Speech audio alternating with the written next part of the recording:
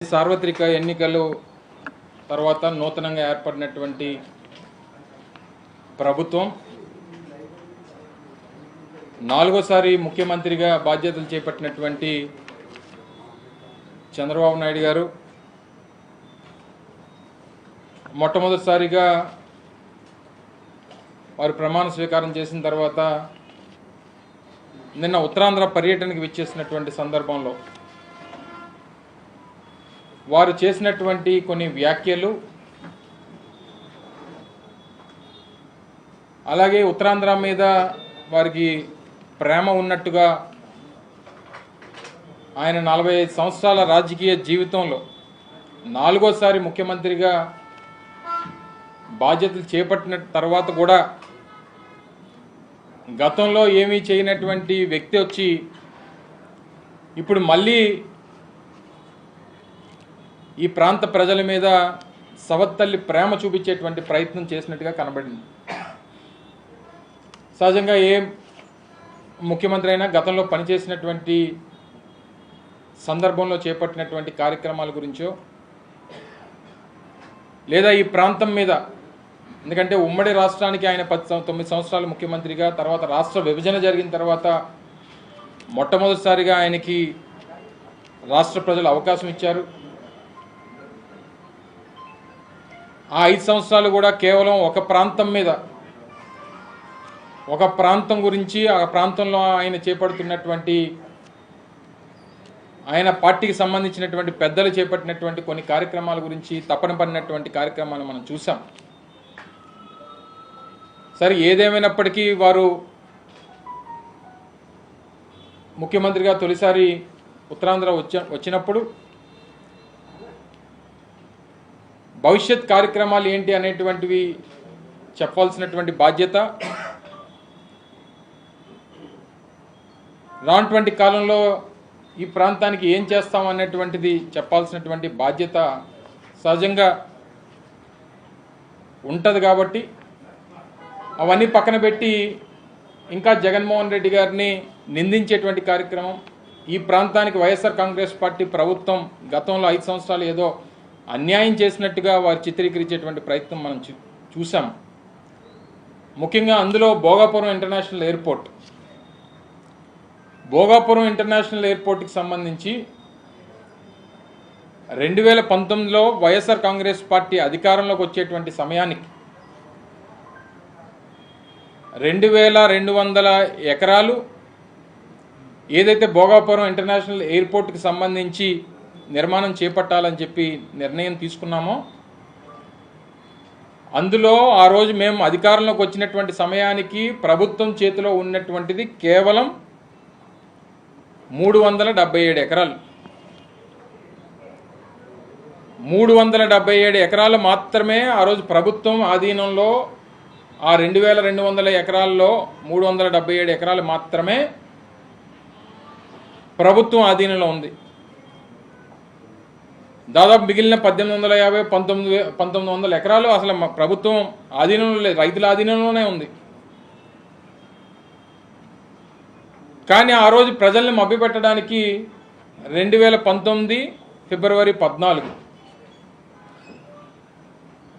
ఒక శిలాఫలకం వేసేసి అప్పుడు కూడా ప్రజల్ని మభ్యపెట్టేటువంటి ప్రయత్నం చేశారు. సరే, తర్వాత ప్రజలు ఏ రకంగా నిర్ణయం తీసుకున్నారో మనం చూసాం. ఇప్పటికి కూడా ఆయన చేసినటువంటి కార్యక్రమంగానే దాన్ని చిత్రీకరించడం అనేటువంటిది చాలా ఆశ్చర్యానికి గురి చేసింది. ఎందుకంటే గత సంవత్సరం మే 3వ తారీఖున అనుకుంటా భోగాపురం ఇంటర్నేషనల్ ఎయిర్పోర్ట్కి సంబంధించి ఆ రోజు ముఖ్యమంత్రిగా ఉన్నటువంటి జగన్మోహన్ రెడ్డి గారు, దానికి సంబంధించినటువంటి I&I మినిస్టర్గా ఉన్నటువంటి నేను కానీ, లేదా కేంద్ర మంత్రివర్యులుగా ఉన్నటువంటి పెద్దలు జ్యోతిరాదిత్య సింధియా గారు దానికి పూర్తి స్థాయిలో అన్ని అనుమతులు తీసుకున్న తర్వాత పూర్తి స్థాయిలో నిర్మాణానికి ఏ రకమైనటువంటి ఆటంకాలు లేవు అని చెప్పి నిర్ధారణకు వచ్చిన తర్వాత పనులు మొదలుపెట్టినటువంటి ప్రభుత్వం జగన్మోహన్ రెడ్డి గారి ప్రభుత్వం. ఆ రోజు నేటికి దాదాపు 30-35% పనులు పూర్తి చేశాం. మిమ్మల్ని కూడా ఒక సందర్భంలో జనవరి మాసంలో అనుకుంటా, డిసెంబర్ జనవరి మాసాల్లో మిమ్మల్ని అందరినీ కూడా ఒకసారి అక్కడ జరుగుతున్నటువంటి పనుల్ని ప్రజలకు చూపించడం కోసం మిమ్మల్ని కూడా ఒకరోజు ఆహ్వానించి మిమ్మల్ని అందరినీ కూడా తీసుకెళ్ళినటువంటి సందర్భం మీ అందరికీ గుర్తుంది. ఆ రన్వే పనులు కానీ, టెర్మినల్ బిల్డింగ్ పనులకు సంబంధించి కానీ, ఇలా ఇవన్నీ జరుగుతున్నటువంటి క్రమంలో ఏమీ చేయకుండా అన్నీ నేనే చేశాను అనేటువంటి మాట చెప్పుకునేటువంటి దాంట్లో చంద్రబాబు నాయుడు గారిని మించినటువంటి వ్యక్తి లేడు. అది ఈరోజు కాదు, ఆయన మొదటి నుంచి ముఖ్యమంత్రిగా ఉన్నటువంటి నాటి నుండి ఉమ్మడి రాష్ట్రానికి కానీ తర్వాత కానీ ఆయనకు ఉన్నటువంటి మార్కెటింగ్ స్కిల్స్ బహుశా దేశంలో ఏ నాయకుడికి ఉండవు. ఎందుకంటే మేము చేసినటువంటి పనులు, మేము చేపట్టినటువంటి కార్యక్రమాలను కూడా ఆయనే చేసినట్టుగా ఇంకా ప్రజలకు చిత్రీకరించేటువంటి ప్రయత్నం చేయడం అనేటువంటిది కాస్త ఆశ్చర్యానికి గురి చేసింది. సరే, ఇప్పటి వరకు ప్రభుత్వం ఈ మేరకు చేసింది, ఇక నుంచి మేము కొనసాగిస్తామని చెప్పుంటే కొంచెం గౌరవంగా ఉండేది. వాళ్ళు ఈ పనులు మేమే మొదలుపెట్టాం, ఈ భూసేకరణ మేమే చేసాం, పర్మిషన్లు మేమే తెచ్చాం, ఇవన్నీ ఆయన చెప్పుకోవడం అనేటువంటిది కాస్త ఆశ్చర్యానికి గురి చేసింది. ఎందుకంటే ప్రతిదీ డాక్యుమెంట్, ప్రభుత్వానికి సంబంధించినటువంటి ప్రాజెక్టులు రాష్ట్రంలో జరుగుతున్నటువంటి క్రమంలో ప్రతిదీ డాక్యుమెంటెడ్ ఎవిడెన్స్ అనేటువంటిది ప్రతిదానికి ఉంటుంది. 2200 ఎకరాలకు గాను 377 ఎకరాలు మాత్రమే మేము అధికారంలోకి వచ్చినటువంటి నాటికి ఉంటే, తర్వాత వాటిని అన్నిటినీ కూడా సేకరించి అనేక రకాలైనటువంటి కేసులు వాటి మీద ఉంటే వాటిని ఎదుర్కొని కొంతమంది రైతుల్ని ఒప్పించి అవసరమైనటువంటి చోట వ్యవసాయం ఎక్కువగా ఉన్నటువంటిది లేదా పంట బాగా పండేటువంటి ప్రాంతాల్లో ఆ రేట్లు కూడా కాస్త వారితో నెగోషియేట్ చేసి వారికి ఎక్కువ ఇచ్చేటువంటి కార్యక్రమం చేసి వాళ్ళని కన్విన్స్ చేసి ఉత్తరాంధ్ర ప్రాంతానికి మంచి జరుగుతుంది అనేటువంటి ఉద్దేశంతో వాళ్ళని ఒప్పించి అన్నీ చేసినటువంటిది ఆ రోజు జగన్మోహన్ రెడ్డి గారి ప్రభుత్వం.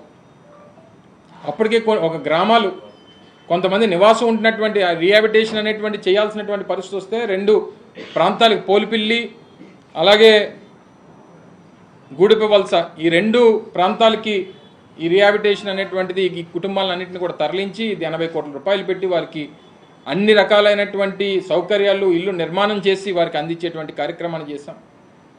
ఎన్జీటీలో కేసులు వేశారు, దాన్ని ఎదుర్కొనేటువంటి కార్యక్రమాన్ని చేసి దాన్ని అధిగమించాం. అన్ని రకాలుగా కూడా వాటిని అన్నింటిని కూడా ఎదుర్కొని ఏ రకంగా ఇబ్బంది ఉండకూడదని చెప్పి ఉద్దేశంతో 2200 ఎకరాలు ఆ రోజు జిఎంఆర్ సంస్థ ఏదైతే నిర్మాణ సంస్థ ఉందో వారికి అందించేటువంటి కార్యక్రమాన్ని చేశాం. ఈరోజు పనులు ఇంత పెద్ద ఎత్తున నిరాటంకంగా జరుగుతూ ఉన్నాయంటే ఇవన్నీ సహజంగా ఏ నిర్మాణం ప్రాజెక్టులకు సంబంధించి జరగాలన్నా అన్ని రకాలైనటువంటి అనుమతులు లేకుండా ఏ రకంగా ఏ నిర్మాణం ఎవరైనా ఒప్పుకుంటారు. అలాగే కేంద్ర ప్రభుత్వానికి సంబంధించినటువంటి సంస్థలు ఏదైతే ఇండియా ఫర్ సావరెన్ సర్వీసెస్ కానీ వారితో అగ్రిమెంట్ కానీ, అలాగే air navigation services airport authority of ఇండియాతో కానీ, security services with bureau of civil aviation safety కానీ, ఇలాగ అనేక నో అబ్జెక్షన్ సర్టిఫికేట్స్ కానీ మినిస్ట్రీ ఆఫ్ సివిల్ ఏవియేషన్ నుంచి కానీ, ఎన్వైరాన్మెంటల్ క్లియరెన్స్లు కానీ, ఇలాగ అన్ని రకాలుగా కూడా పూర్తి స్థాయిలో తీసుకొని ఈరోజు నిర్మాణం చేపట్టి దాదాపు 350 మెషిన్లతో ఆ రోజు మిమ్మల్ని కూడా ఆ రోజు అక్కడికి తీసుకెళ్ళినప్పుడు దాదాపు 350 మెషిన్స్, రకరకాలైన ఎక్స్కవేటర్స్ కానీ, జేసీబీలు కానీ, రకరకాలైనటువంటి మెషినరీస్తో పనులు చేపట్టేటువంటి కార్యక్రమాలు కూడా మీకు చూపించేటువంటి కార్యక్రమం చేశాం. టెర్మినల్ బిల్డింగ్స్కి సంబంధించినటువంటి నిర్మాణాలు మీరు చూశారు. సో ఇది ఈ ప్రాంతానికి సంబంధించినటువంటి ప్రజలు, ఈ ప్రజల తాలూకు ఆకాంక్షలకు అనుగుణంగా చేపట్టినటువంటి ప్రాజెక్టులు. దాంతోపాటు మూలపేట పోర్టు, అలాగే తర్వాత ఫిషింగ్ హార్బర్లు కానీ లేదా మెడికల్ కాలేజీలు కానీ, ఎప్పుడన్నా మీరు గతంలో 14 సంవత్సరాలు ముఖ్యమంత్రిగా ఉన్నప్పుడు మెడికల్ కాలేజీల నిర్మాణం కానీ, ఇంజనీరింగ్ కాలేజీల నిర్మాణం కానీ, పోర్టుల నిర్మాణం కానీ ఎప్పుడన్నా ఆలోచన చేశారా? అప్పుడు కూడా ఉమ్మడి ఆంధ్రప్రదేశ్లో ఈ ప్రాంతాలన్నీ ఈ రాష్ట్రంలోనే ఉండేవి కదా. లేదా రాష్ట్ర విభజన జరిగిన తర్వాత మొట్టమొదటిసారి మీకు అవకాశం ఇచ్చారు. పోనీ అప్పుడన్నా పోర్టులు నిర్మాణం చేపట్టాలనేటువంటి ఆలోచన పోనీ ఆ రోజన్నా చేసి ఉండాలి కదా. ఇప్పుడు అన్నీ వచ్చి మేము పనులన్నీ చేస్తే పేర్లు మీరు పెట్టుకునేటువంటి ప్రయత్నం చేస్తూ ఉన్నారు. సరే, ఏదేమైనప్పటికీ ప్రజాస్వామ్యంలో ప్రభుత్వం నడిపించేటువంటి నాయకత్వాలు, ప్రజలు ప్రజాస్వామ్యంలో ప్రతి 5 సంవత్సరాలకు ఒకసారి ఎన్నికలు జరిగినప్పుడు వారు తీర్పునిస్తారు, దానికి అనుగుణంగా జరుగుతాయి. కానీ చేసినటువంటి కార్యక్రమాలను అసలు ఏమీ చేయనట్టుగా చిత్రీకరించేటువంటి కార్యక్రమం నిన్న ముఖ్యమంత్రి గారు చేసినటువంటి దాన్ని తీవ్రంగా ఖండిస్తూ ఉన్నాం. మీరు దాన్ని కొనసాగిస్తున్నామని చెప్పండి, లేదా గతంలో జరిగినటువంటి పనులు ఈ మేరకు జరిగాయని చెప్పండి. భోగాపురంలో ఎయిర్పోర్ట్ కడుతున్నాం, మళ్ళీ నిన్న అక్కడి నుంచి 100 కిలోమీటర్లో మూలపేట ఉంటుంది నాకు తెలిసి, అక్కడ ఒక ఎయిర్పోర్ట్ అని చెప్పి ప్రకటించారు నిన్న. అంటే అక్కడ పోర్టు కట్టడం నాకు తెలుసు, ఎందుకంటే పోర్టు సంబంధించినటువంటి శంకుస్థాపన కూడా గతంలో ఏప్రిల్ 19వ తారీఖు 2023లో చేసాం. అది కూడా దాదాపు 40-45% పనులు పూర్తయినాయి. అక్కడ పోర్టు ఉంది, అక్కడ ఎయిర్పోర్ట్ కూడా కడతామని చెప్పి నేను ముఖ్యమంత్రి గారు ప్రకటించారు. స్వాగతిస్తూ ఉన్నాం. ఇవన్నీ చెయ్యాలి. కుప్పంలో ఒక ఎయిర్పోర్ట్ కడతానన్నారు, నిన్న మూలపేటలో ఒకటి కడతానన్నారు, నాగార్జున సాగర్లో ఒకటి కడతానన్నారు, దొనకొండలో ఒకటి, దగదర్తిలో ఒకటి. ఎస్, ఇవన్నీ కడతానన్నారు కాబట్టి స్వాగతిస్తూ ఉన్నాం. కట్టమనండి. ఇప్పుడు రానుటువంటి 5 సంవత్సరాల్లో ఏవి కడతారో, ఎన్ని కడతారో, కుప్పంలో ఎన్ని కడతారో, లేకపోతే ఇంకో దగ్గర ఎన్ని కడతారో అని చూస్తాం. ఎందుకంటే గతంలో కూడా ఈ రకంగానే వారు 2014లో ఆయన ముఖ్యమంత్రిగా బాధ్యతలు తీసుకున్న తర్వాత మొదటి కేబినెట్ సమావేశం మన విశాఖపట్నంలోనే పెట్టారు. ఆంధ్ర యూనివర్సిటీ వేదికగా వారు కేబినెట్ సమావేశం పెట్టి ఆయన నాకు తెలిసిన దగ్గర నుంచి, ఎందుకంటే 95లో ఆయన ముఖ్యమంత్రి అయ్యే సమయానికి నాకు 10 సంవత్సరాల వయసు. నా తెలిసిన దగ్గర నుంచి ఆయన విశాఖపట్నం ఆర్థిక రాజధానిగా చేస్తానని చెప్పడం నేను అప్పటి నుంచి వింటున్నాను. ఇప్పుడు 30 సంవత్సరాలు అయిపోయింది. నాకు 40 వచ్చింది, ఆయనకి 75 వచ్చాయి. మొన్న కూడా ఆయన ముఖ్యమంత్రిగా బాధ్యతలు తీసుకున్న తర్వాత మళ్ళీ విశాఖపట్నం ఆర్థిక రాజధానిగా చేస్తానని చెప్పి ప్రకటించారు. సో ఏదేమైనప్పటికీ ఇది టూ అర్లీ. సరే, మేము మాట్లాడడానికి, మేము ఏదన్నా అనడానికి కూడా ఆయన బాధ్యతలు చేపట్టి నేటికి కరెక్ట్గా 4 రోజులు. నేను గత జూన్ 12వ తారీఖున వారు బాధ్యతలు చేపట్టారు. ఈరోజు జూలై 12. ఏదేమైనప్పటికీ మేము విమర్శించడానికి కానీ, మేము ఏదన్నా మాట చెప్పడానికి కానీ ఇంకా మేము సమయం తీసుకుంటాం మొదటి నుంచి చెప్తున్నాం, కానీ దానికి అవకాశం ఇవ్వట్లేదే వారు. కనీసం ఒక 6 నెలల సమయం అన్నా ఇవ్వాలి. వారు ఏమి చేద్దాం అనుకుంటున్నారో, చెప్పినటువంటి కార్యక్రమాలు ఏ రకంగా అమలు చేద్దాం అనుకుంటున్నారో అనేటువంటి దానికి ఏ ప్రభుత్వానికైనా కనీసం 6 నెలల సమయం ఇవ్వాలి అనేటువంటిది మా వైఎస్ఆర్ కాంగ్రెస్ పార్టీ తాలూకు అభిప్రాయం. కానీ దానికి సమయం ఇవ్వట్లేదు చంద్రబాబు నాయుడు గారు. బీపీసీఎల్కి సంబంధించి కూడా నిన్న మొన్న విపరీతంగా వారికి సంబంధించినటువంటి పత్రికల్లో విపరీతమైనటువంటి ప్రచారం చేశారు. అలా బీపీసీఎల్ రిఫైనరీకి సంబంధించి ఆ ప్రాజెక్ట్ కోసం ఎన్నికల కన్నా బహుశా నాకు తెలిసి ఫిబ్రవరి మార్చ్ మాసాల్లో ఆ టీం ఆ రోజే మేము ప్రభుత్వంలో ఉన్నప్పుడు వచ్చింది. సరే, మేము ఏం చెప్పినా తెలుగుదేశం పార్టీ ఇప్పుడు ఉన్నటువంటి ప్రభుత్వం కాదంటది, కానీ అధికారులు ఉన్నారు కదా. ఇప్పుడు పరిశ్రమల శాఖ కార్యదర్శిగా ఉన్నటువంటి యువరాజ్ గారు వారు ఉన్నారు. గతంలో ఏపీఐసి ఎండీగా, అలాగే కమిషనర్ ఇండస్ట్రీస్గా పనిచేసినటువంటి ప్రవీణ్ కుమార్ గారు ఉన్నారు.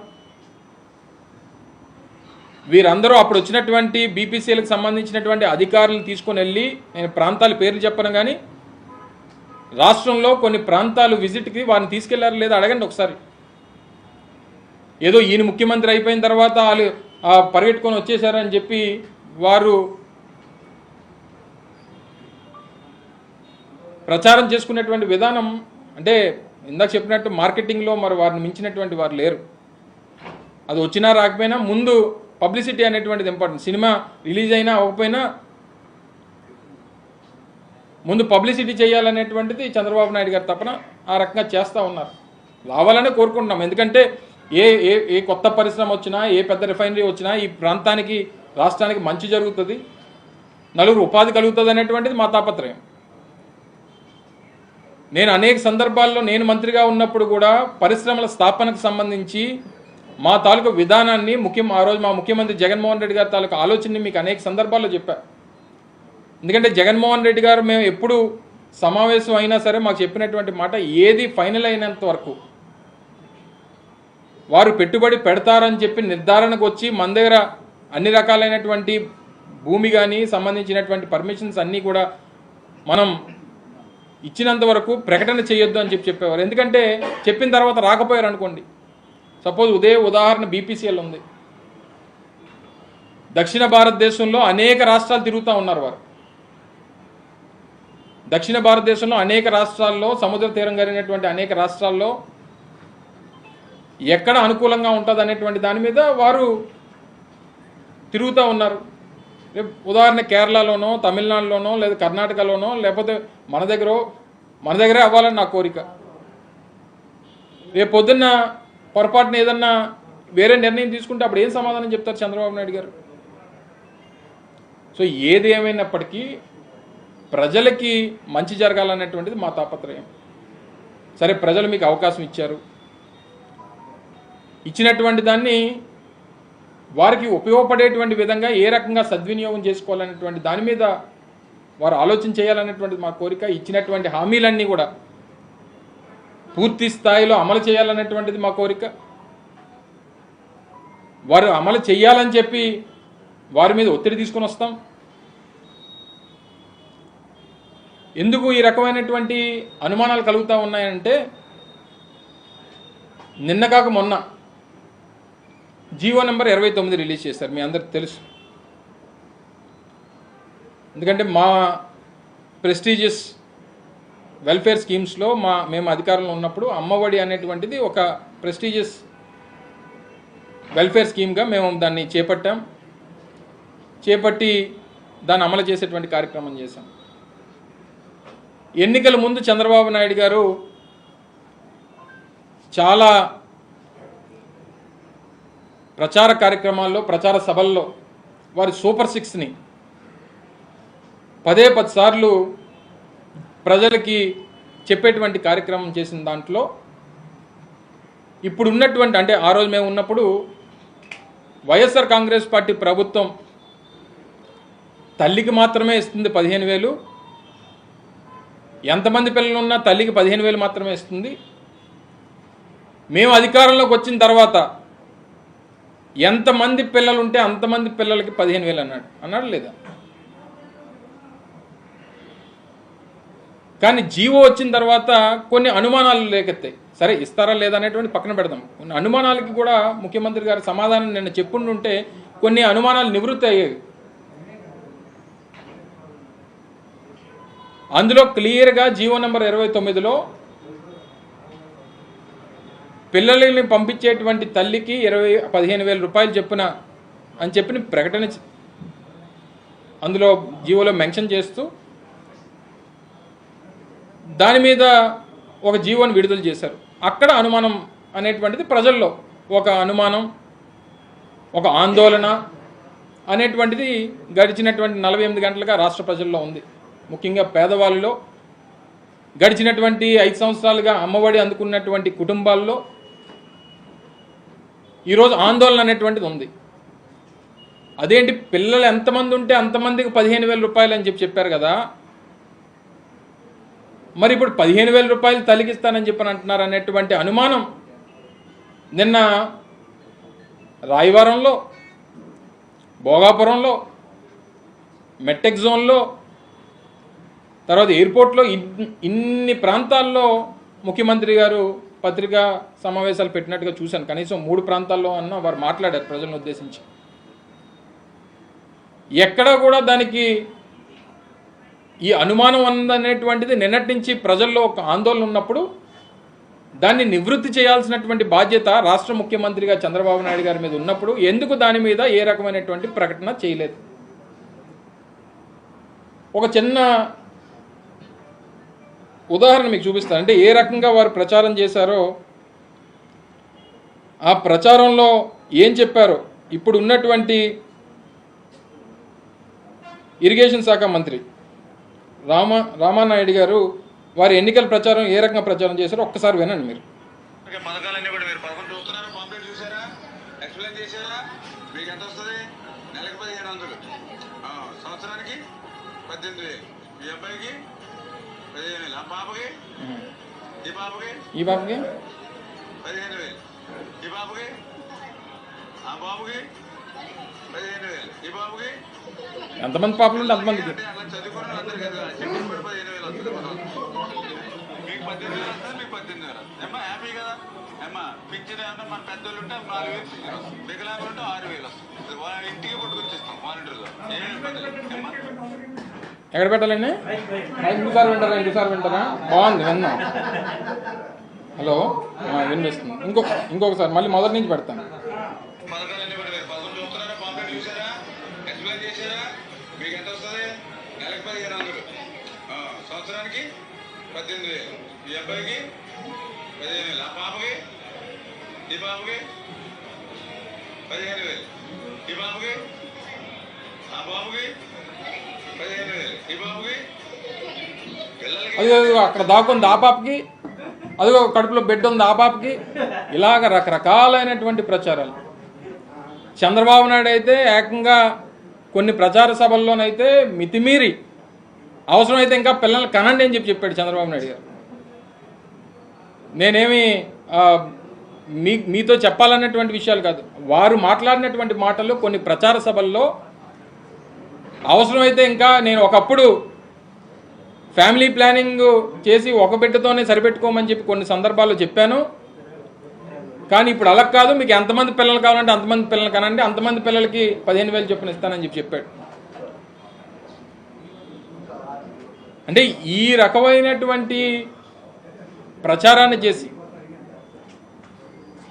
ఇప్పుడు మంత్రివర్గంలో ఉన్నటువంటి మంత్రి గారు ఆ రోజు శాసనసభ్యుడు అభ్యర్థిగా వారి ప్రచార కార్యక్రమంలో ఇలాగా అనేక రకాలైనటువంటి వినూత్నమైనటువంటి ప్రచారాలు చేసి కనబడినటువంటి ప్రతి బిడ్డకి డబ్బిస్తామని చెప్పి ఆ తల్లిని మోసం చేసి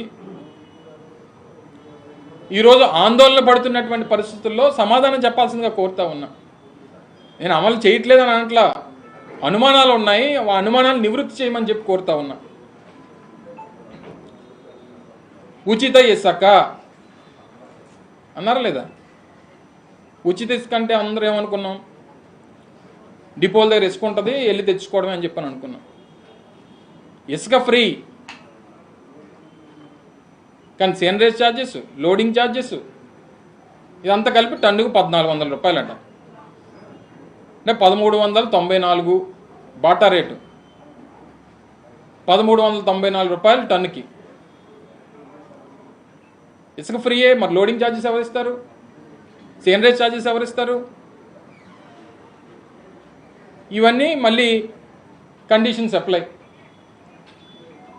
నిన్నటి నుంచి చూస్తూ ఉన్నాం, bus free, RTC bus free అన్నాడు కదా, బస్సు ఫ్రీయే, సీటుకి డబ్బు కట్టాలి, అందులో బస్సు వెళ్ళడానికి కావాల్సిన డీజిల్కి డబ్బులు కట్టాలి, కరెంటు ఛార్జీలు పెంచాం, కానీ నాణ్యమైనటువంటి కావాలంటే ఛార్జీలు పెంచాలి. ఇప్పుడు ఉన్నది నాణ్యమైంది కాదు, ఆయన ఇస్తారు నాణ్యమైంది, ఆ నాణ్యమైన దానికి డబ్బులు. తల్లికి వందనం ఒక తల్లికి మాత్రమే, మళ్ళీ ఇద్దరు కావాలంటే ఇద్దరిని పెళ్లి చూసుకోమంటాడేమో, 15,000 కావాలంటే. ఈ రకరకాలైనటువంటి కండిషన్స్ ఇవన్నీ చెప్పారా జనానికి ముందు, ప్రజలకు ముందు చెప్పారా? ఇద్దరు పిల్లలు ఉంటే 15,000 30,000 ఇస్తానన్నారు, కానీ తల్లి ఒకరిదే ఉంటే 15,000 అని చెప్పి ఆ రోజు ఎందుకు చెప్పలేదు? అంటే ఇద్దరు పిల్లలు ఉంటే ఇద్దరు తల్లులు ఉండాలన్నమాట, 15,000 కావాలంటే. ఇన్ని కండిషన్స్తో ఈ సూపర్ 6 ఎటు వెళ్ళిపోతుందో ఆయన ఇందాక మాటలో విన్నారు. 4,000 రూపాయలు పెన్షన్ ఇస్తాం, సరే ఇచ్చారు, వాలంటీర్లతో పంపిస్తాం. ఏరు వాలంటీర్లు? వాలంటీర్లతో పంపిస్తామని చెప్పి ఆయనే చెప్పాడు. వాలంటీర్లు లేరు. వాళ్ళ ఎవరన్నా కొత్తలు తీసుకో, నీలాటోళ్ళు పెట్టుకోమనాల్సిందే. TV5 రిపోర్టర్స్ని, TV5 మీ ఎవరైతే ఉన్నారో మార్కెటింగ్ వాళ్ళు అందరిని పెట్టుకోమనాల్సింది. పోనీ సరే మేము పెట్టాం, అందుకని మేము లేము కదా ఇప్పుడు అధికారంలో. మా కోసమే రాజీనామా చేస్తారు. పోనీ ఇప్పుడు మీ కొత్త వాళ్ళని పెట్టవచ్చు కదా. కొన్ని మీ తెలుగుదేశం పార్టీ వాళ్ళని పెట్టుకొని, లేకపోతే నీతి నిజాయితీగా ఎవరైతే చదువుకున్నారో వాళ్ళందరినీ పెట్టియండి. ఏది ఏమైనప్పటికీ ఇప్పుడు ఉన్నటువంటి పరిస్థితుల్లో కొన్ని గత ఎన్నికల ప్రచారాల్లో చేసినటువంటి కొన్ని ప్రకటనలు పరిపాలనలోకి వచ్చిన తర్వాత వాటికి విరుద్ధంగా ఉన్నాయి. వీటికి అనుమానాలు ఉన్నాయి, ఆందోళన కలిగిస్తూ ఉంది ప్రజల్ని. ఈ ఆందోళనల్ని, ఈ ప్రశ్నలకు సమాధానాలు చెప్పాల్సిందిగా, వాటిని నివృత్తి చేయాల్సిందిగా మేము కోరుతా ఉన్నాం తప్ప వారు అమలు చేయకుండా ఉండాలనేటువంటి తపన అయితే మాకు లేదు. చెయ్యాలనే కోరుకుంటున్నాం. ఎందుకంటే ప్రజలకి మంచి జరుగుతుంది. ప్రతి ఇంట్లో దాదాపు మేము 80-85 లక్షల మంది పిల్లలు స్కూల్స్కి వెళ్ళేటువంటి వారికి ఉపయోగపడేటువంటి కార్యక్రమాన్ని చేశాం. అంటే దాదాపు 42-43 లక్షల మంది తల్లులకి అమ్మఒడి ఇచ్చేటువంటి కార్యక్రమం చేశాం. సో ఇవన్నీ అనేక రకాలైనటువంటి అనుమానాలు ఉన్నాయి. వీటిని అన్నింటినీ కూడా నివృత్తి చేసి ఇప్పటికన్నా ఇంకా జగన్మోహన్ రెడ్డి గారిని నిందించడం, ఆయన మీద ఏదో రకంగా ఇష్టం వచ్చినటువంటి మాటలు మాట్లాడడం, ఇవన్నీ మానుకొని 4 రోజులు అయిపోయింది. పరిపాలన మీద శ్రద్ధ పెట్టి ఏ రకంగా చెయ్యాలి, ఏ రకంగా మంచి చేయాలి. నిన్న అప్పుల గురించి కూడా నోటికి వచ్చినటువంటి మాటలు చెప్పేశారు. నిన్న ఫైనాన్స్ మినిస్టర్ గారు చెప్పారు, 2014 నుంచి 19 కన్నా 2019 నుంచి 24లో రాష్ట్ర ప్రభుత్వం చేసినటువంటి అప్పు అప్పటికన్నా తక్కువ అని చెప్పి నిన్న నిర్మలా సీతారామన్ గారు చెప్పారు. ఇవన్నీ మేమేం మా ప్రభుత్వం నిన్న వారు మాట్లాడుతూ, ముఖ్యమంత్రి గారు మాట్లాడుతూ ఉన్నారు, అమ్మమ్మ ఎన్డీఏలో నేను కీలకంగా ఉన్నాను కానీ దేశంలో 29 రాష్ట్రాలు ఉన్నాయి, అన్నీ మనం చెప్పినట్టు చేస్తారేంటి అని అంటున్నాడు ఆయన. వాళ్ళ దేశంలో అన్ని రాష్ట్రాలు ఉన్నా కేంద్రంలో ఉన్నటువంటి ప్రభుత్వం మీ వల్ల ఉంది కదా. మీ సహకారం వల్ల ఉన్నప్పుడు రాష్ట్రానికి మంచి ఎందుకు జరగకూడదు? సో ఇవన్నీ కూడా అనేక రకాలైనటువంటి అనుమానాలు, అనేక రకాలైనటువంటి ఆందోళనలు ఈరోజు రాష్ట్రంలో, రాష్ట్ర ప్రజల్లో కొన్ని ఉన్నాయి. వాటిని నివృత్తి చేయాల్సిందిగా మరొకసారి మీ ద్వారా ప్రభుత్వాన్ని కోరుతా ఉన్నాం. ఇంకా సమయం ఉంది. మీకు అనేక రకాలైనటువంటి అవకాశాలు ప్రజలు ఇచ్చారు. ఇచ్చినటువంటి మాట నిలబెట్టుకోవాల్సిందిగా మీ ద్వారా మరొకసారి కోరుకుంటా ఉన్నాం. మేమెక్కడ ఆందోళన చెందుతున్నాం? ప్రజలు ఆందోళన చెందుతున్నారు అనేటువంటిది అన్న మాకెందుకు ఆందోళన తీరిపోయింది. మా జూన్ 4వ తారీఖున మా ఆందోళన తీరిపోయింది. ఒకటి ఆందోళన ఎందుకు వచ్చిందనంటే, గడిచినటువంటి నెల రోజులుగా మీ TV5, మీ ABN, మీ మహా టీవీ అనుకున్నటువంటి ఆందోళన వైఎస్ఆర్ కాంగ్రెస్ పార్టీలో ఈటీవీయో ఇంకొకటో ఏవో ఉన్నాయో, సో ఏవైతే ఉన్నాయో వీటికి సంబంధించినటువంటి వైఎస్ఆర్ కాంగ్రెస్ పార్టీ అనేటువంటిది ప్రభుత్వం రావాలని చెప్పి మేము కోరుకున్నాం, ప్రజలు కోరుకున్నారు. సరే, మాతో పాటు ఉన్నటువంటి వారు అందరం కోరుకున్నాం, అవ్వలేదు. మా ఆందోళన తీరిపోయింది. తర్వాత ఒక మాట నాది అయిపోయిన తర్వాత మళ్ళీ మీరు అడగ, నేను ఎంతసేపైనా ఉంటా ఖాళీయే.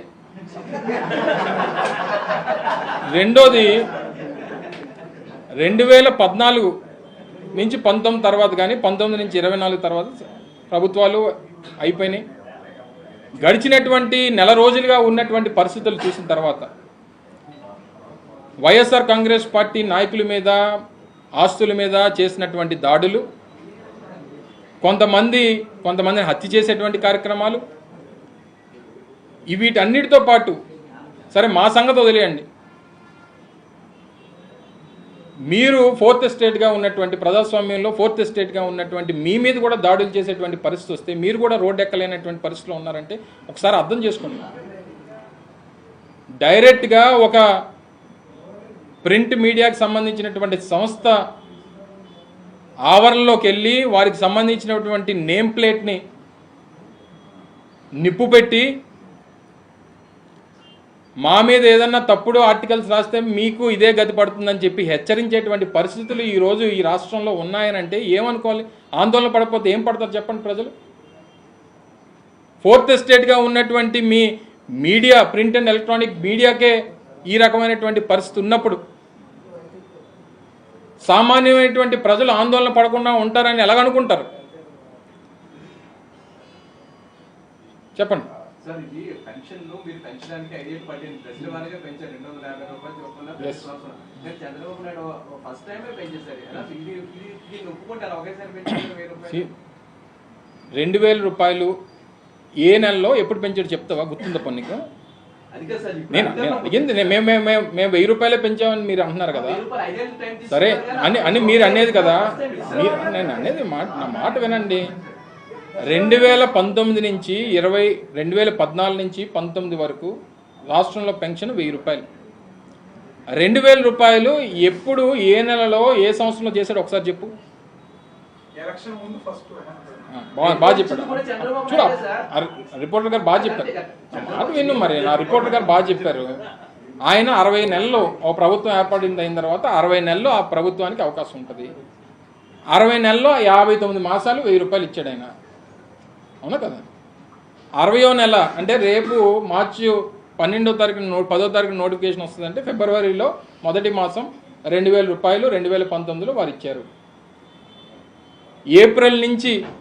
ఏప్రిల్ ఎన్నికలు జూన్ 1వ తారీఖు నుంచి మళ్ళీ మొన్నటి వరకు 60 నెలలు 1000 రూపాయలు ఉన్నటువంటి పెన్షన్ని 3000 అంటే నువ్వు అన్నట్టు మొదటి సంవత్సరం 1250, తర్వాత 1500, తర్వాత 1750, తర్వాత 2000 రూపాయలు పెంచింది మేము. ఏం పెంచడం అండి? మేము చెప్పింది ఎలక్షన్స్ ముందు పెంచిందని పెంచింది ఎలా పెంచుతారంటారు? ఎవరు ఇచ్చారు? ఎక్కువ ఇచ్చారు చెప్పండి అన్నా. మేము 2017 మా ప్లేనరీ సమావేశాల్లో నవరత్నాలకు సంబంధించినటువంటి పథకాలన్నీ ప్రకటించినప్పుడే 1000 రూపాయల పెన్షన్ని 2000 రూపాయలు చేస్తామని చెప్పి ప్రకటించాం. 2017లో ప్రకటించినప్పుడు మరి అప్పుడే చంద్రబాబు నాయుడు గారు ముఖ్యమంత్రిగా ఉన్న ఆ నెల ఇచ్చేయవలసింది కదా. అమ్మో జగన్మోహన్ రెడ్డి గారు 2000 రూపాయలు ప్రకటించారు, మరి ఆ రోజే ఆయనకి అవకాశం ఉంటే ఇచ్చేయవలసింది కదా. సో మేము ప్రజలకి ఏం చేసామనేటువంటిది మా అంతరాత్మకి, మాకు, ప్రజలకి అందరికీ తెలుసు. లాస్ట్ మినిట్లో వచ్చి ముందు నెలలో ఏమో 1000 రూపాయలు ఇచ్చేసి మేము 60 నెలలు మేము 2000 రూపాయలు పెంచితే దాన్ని మీరు పక్కన పెట్టేసి మొదటి నెలలో వచ్చిన 1000 రూపాయలు పెంచారంటే ప్రతిదానికి మేము ఏం చేసామనేటువంటిది మా చిత్తశుద్ధి మాకు తెలుసు. మేము చేసినటువంటి మంచి ప్రజల్లో ఉంది. మా 40% ఓట్ షేర్ అనేటువంటిది ప్రజల్లో ఉంది. ఏది ఏమైనప్పటికీ ప్రజల పక్షాన పోరాటం చేస్తాం. చెప్పండి. మాజీ మంత్రి గారు 2021 పోలవరం పూర్తన్నారు. మీరు మంత్రిగా ఉన్న జిల్లాలో ఆ కెనాల్ దగ్గర ఎప్పుడైనా వెళ్ళారా? కనీసం చూసారా? ఆయన మొదటి నెలలో తొలి విడతలో ల్యాండ్ ఎక్విజిషన్ కానీ, దానికి సంబంధించినటువంటి ల్యాండ్ ఎక్విజిషన్స్ కానీ, దానికి సంబంధించినటువంటి పేమెంట్స్ విషయంలో కానీ, అక్కడ ఉన్నటువంటి రైతులను ఒప్పించడం కానీ, ఎందుకంటే మేజర్ కనెక్టివిటీ ఏదైతే ఉందో ఉత్తరాంధ్ర సుజల స్రవంతికి సంబంధించి మేజర్ కనెక్టివిటీ ఏదైతే ఉందో అది అనకాపల్లి నియోజకవర్గం. ఉత్తరాంధ్ర సుజల స్రవంతి మొదటి ఫేజ్ ప్రాజెక్ట్ కూడా మేజర్ పార్ట్ అనకాపల్లి. మొదటి 2 సంవత్సరాలు ఏ రకమైనటువంటి పరిస్థితులు ఉన్నాయో, కోవిడ్ సిచ్యువేషన్స్ ఇవన్నీ మనం ఎదుర్కొన్న తర్వాత వాటి నుంచి బయటపడిన వెంటనే ఆ రైతులను ఒప్పించడం అనేటువంటిది, ఎందుకంటే ఇప్పుడు దేశంలో ల్యాండ్ ఎక్విజిషన్ అనేటువంటిది చాలా బిగ్గెస్ట్ ప్రొసీజర్ అయిపోయింది. ప్రతి దానికి ఆటంకాలు, ప్రతి దానికి వ్యవస్థల ద్వారా ఇబ్బందులు పెట్టేటువంటి కార్యక్రమాలు. ఇందాక మీకు చెప్పినట్టు భోగాపురం ఎయిర్పోర్ట్ కూడా అనేక రకాలుగా కోర్టులో అడ్డంకులు సృష్టించేటువంటి కార్యక్రమం. కేవలం ఒకే ఒక రైతు వల్ల దాదాపు సంవత్సరంన్నర లేట్ అయిపోయింది ఎయిర్పోర్ట్. సో ఇవన్నీ మా వాళ్ళు పోయిందా? డైఫ్రమ్ వాళ్ళు మా వాళ్ళు పోయిందా? డైఫ్రమ్ వాళ్ళు కట్టింది ఎవరు కట్టింది చెప్తున్నాను. అదే చెప్పాం కదా మేము. డైఫ్రమ్ వాల్ అనేటువంటిది ఇంజనీరింగ్కి, ఎందుకంటే చంద్రబాబు నాయుడు గారు కూడా అదే చెప్పారు. దీని గురించి మేము చాలా ఇచ్చేసాం, చాలా ఆలోచన చేసాం. అసలు డయాఫ్రమ్ వాల్ అనేటువంటిది ఉన్నటువంటి ఇంజనీరింగ్కి విరుద్ధంగా నిర్మాణం చేపట్టారనేటువంటిది నిపుణులు చెప్పినటువంటి మాట. కేవలం ఈ గేటుకు ఒక కొబ్బరికాయ కొట్టేసి, లేదా ప్రతి కాంక్రీట్ స్లాబ్కి ఒక కొబ్బరికాయ కొట్టేస్తే ప్రాజెక్టులు పూర్తయిపో పర్మిషన్ తీసుకొచ్చింది రాజశేఖర రెడ్డి గారు. ఇవన్నీ ఇట్స్ కంటిన్యూస్ ప్రాసెస్. కొన్ని ప్రాజెక్టులు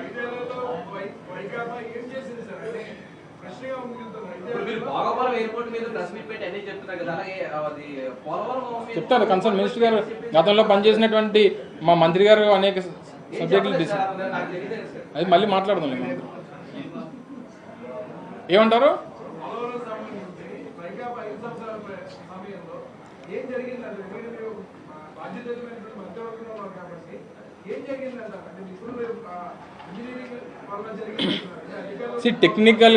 టెక్నికల్గా చాలా డీటెయిల్డ్గా రీసెంట్గా జరిగినటువంటి కొన్ని ప్రెస్ కాన్ఫరెన్సెస్లో కానీ లేదా అసెంబ్లీలో కూడా మేము అధికారంలో ఉన్నప్పుడు అసెంబ్లీలో కూడా జరిగినటువంటి తప్పిదాలని ప్రజెంటేషన్ రూపంలో ఏం జరిగింది గతంలో 2014 నుంచి 19 వరకు ఉన్నటువంటి ప్రభుత్వంలో అప్పుడు చంద్రబాబు నాయుడు గారు మేము చెప్పినటువంటి మాట కదా, నరేంద్ర మోడీ గారు వచ్చి పోలవరాన్ని ఏటీఎం కింద వాడుకున్నాడు అనేటువంటి మాట ఇప్పుడు ఉన్నటువంటి ప్రధానమంత్రి గారు చెప్పారు.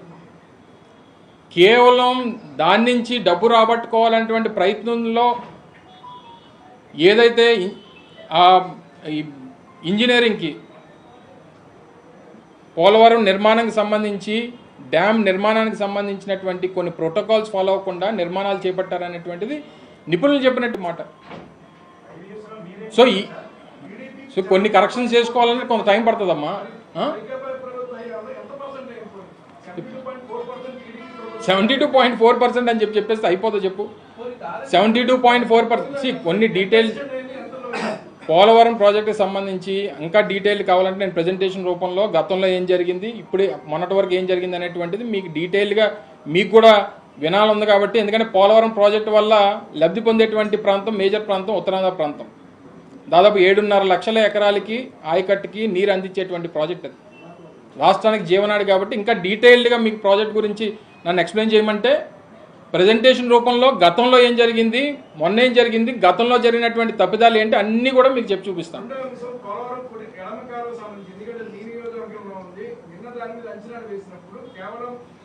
సంబంధించినటువంటి 23 క్యూసెక్ల నీరు కనుక అనకాపల్లికి వచ్చేటప్పుడు అనకాపల్లి దాహాలు తీర్చేసిన అవకాశం ఉంది 800 కోట్లతో అంచనా వేశారు. 5 ఏళ్ల కాలంలో దాని మీద మీరు చెప్పే ల్యాండ్ ఎక్విజిషన్ సంబంధించి మేము ప్రయత్నం చేశాం. ఎందుకంటే దాని మీద ఒకసారి కూడా సమీక్ష కానీ ఏం చేయలేదు కానీ నీటిపారుదల శాఖ మంత్రి కానీ ఎందుకు ఆ ప్రాంతాన్ని సందర్శించలేకపోయారు? ముఖ్యమంత్రి గారు నేను అనేక సందర్భాల్లో వెళ్ళాను. నేను మాకు సంబంధించినటువంటి రైతులతో నేను సమావేశాలు పెట్టాను. కొంత అక్కడ ఉన్నటువంటి మన చోడవరం నియోజకవర్గానికి సంబంధించి బుచ్చిపేట మండలంలో కూడా కొంత ప్రాంతాన్ని ఎక్విజిషన్ చేయాల్సినటువంటి పరిస్థితి వచ్చింది. కొన్ని గ్రామాల వారు కొంత అబ్జెక్షన్స్ క్రియేట్ చేశారు. ఎందుకంటే మేజర్ ట్యాంక్ ఏదైతే స్టోరేజ్ కెపాసిటీకి సంబంధించినటువంటి ట్యాంక్ ఏదైతే ఉందో దానికి సంబంధించినటువంటి కాంటోర్ లెవెల్స్ తగ్గించకపోతే గ్రామాలు మునిగిపోతాయన్నటువంటి రిక్వెస్ట్ ఉంటే వాటికి సంబంధించినటువంటి ఇష్యూస్లో కూడా డిస్కషన్ జరిగినాయి. రేట్స్ కూడా ఏదైతే సంబంధించినటువంటి దానికి దగ్గర 87 కోట్ల రూపాయలు ఫండ్స్ కూడా రిలీజ్ చేసాం పేమెంట్స్కి సంబంధించి. ఎందుకంటే ల్యాండ్ ఎక్విజిషన్ జరగకుండా నువ్వు ఏ పని మొదలు పెట్టలేవు. ఎందుకంటే ఇప్పుడు ఉన్నటువంటి ఎవరన్నా సరే ల్యాండ్ ఎక్విజిషన్కి సంబంధించి ఇష్యూస్ ఏవైతే ఉన్నాయో వాటిని అన్నిటి కూడా అధిగమించేటువంటి కార్యక్రమాన్ని మేము చేసేటువంటి కార్యక్రమాన్ని చేసాం. సో దానికి సంబంధించి ఇప్పుడు ఏదైతే ఉత్తరాంధ్రకు సంబంధించినటువంటి కెనాల్ తీసుకుని వచ్చి ఇక్కడ 23 క్యూసెక్లు నీరు ఇచ్చేస్తే ఈ ప్రాంతానికి అంతా అంటారో యూ హ్యావ్ టు కంప్లీట్. ఇంకా నాకు తెలిసి తుని ఆ ప్రాంతాల్లో ప్రాజెక్టుకి సంబంధించినటువంటి లెఫ్ట్ కెనాల్ ఏదైతే ఉందో దాన్ని కలిపేటువంటి దగ్గర ఒక హిల్ అడ్డంగా ఉంది. సో దాన్ని మనం కట్ చేసుకొని కనెక్ట్ చేయాల్సినటువంటి ఒక చిన్న పోర్షన్ అనుకో దాన్ని కట్ చేయాల్సినటువంటి అవసరం ఉంది. సో ఇవన్నీ కంప్లీట్గా పూర్తయితే తప్ప ఇది జరగదు అనేటువంటిది ఆయనకి తెలుస్తుంది. ఎందుకంటే చంద్రబాబు నాయుడు గారు నాకంటే సీనియరు, ఆయన 15 సంవత్సరాలు ముఖ్యమంత్రి చేశాడు. సో ఇవన్నీ చేసి ఏం చేయబోతున్నారు? సరే వారికి అవకాశం ఇచ్చారు కదా, పోనీ మేము చేయలేదు కాబట్టి ఈరోజు మమ్మల్ని ఇలా కూర్చోబెట్టారు కదా, పోనీ ఆయనకు అవకాశం ఇచ్చినప్పుడు ఎప్పుడు చేస్తారు ఆయననే చెప్పమనండి. మీరు అడిగితే ఇంకా బాగా చెప్తారు కదా. అంటే పోలవరం కంప్లీట్ కాకుండానే ఎడమ కాలువ ద్వారా పుష్కర ఎత్తిపోతల ద్వారా అయితే మాత్రం ఉత్తరాంధ్రకు నీరుని పంపించే అని చెప్పి అన్నాడు ఆయన. అదే ఆయన అన్నారు. ఆయన ఎలా చేస్తారో ఒకసారి చెప్తే టెక్నికల్గా మేము కూడా వింటాం. ఎందుకంటే మేము మా ప్రయత్నాలు మేము ఎంతవరకు చేయాలో అంతవరకు చేసాము. సరే ప్రజలు వారికి అవకాశం ఇచ్చారు, ఇప్పుడు ఆయన ఏం చేస్తారో ఎలా చేస్తారో ఎప్పుడు ఇస్తారో అనేటువంటి చూద్దాం. ఓకే, ఏ స్టాండ్ అమ్మా? ప్రజల పక్షానే మా స్టాండ్. మీలాంటి వాళ్ళకి ఏదైనా ఇబ్బంది వస్తే మీ పక్కన నిలబడతాం, మీ ఎదురుగా నిలబడి పోరాటం చేస్తాం. వచ్చింది కదా, ఇప్పుడు వచ్చింది కదా డెక్కన్ క్రానికల్ గురించి చెప్పాను కదా, రేపు మీ సుమన్ టీవీ మీదకే రావచ్చు. ఎందుకంటే లాస్ట్ టైం మిమ్మల్ని కూడా ఏదో అన్నారు కదా లోకేష్ గారు, రెడ్ బుక్లో మీ పేరు కూడా ఉన్నట్టుంది. రెడ్ బుక్లో ఏమో నాకు తెలిసి అక్కడ జరిగినట్లేదు. నాకు తెలిసి అయితే అక్కడ చూడలేదు. Okay, thank you. కూడా ఏబిఎన్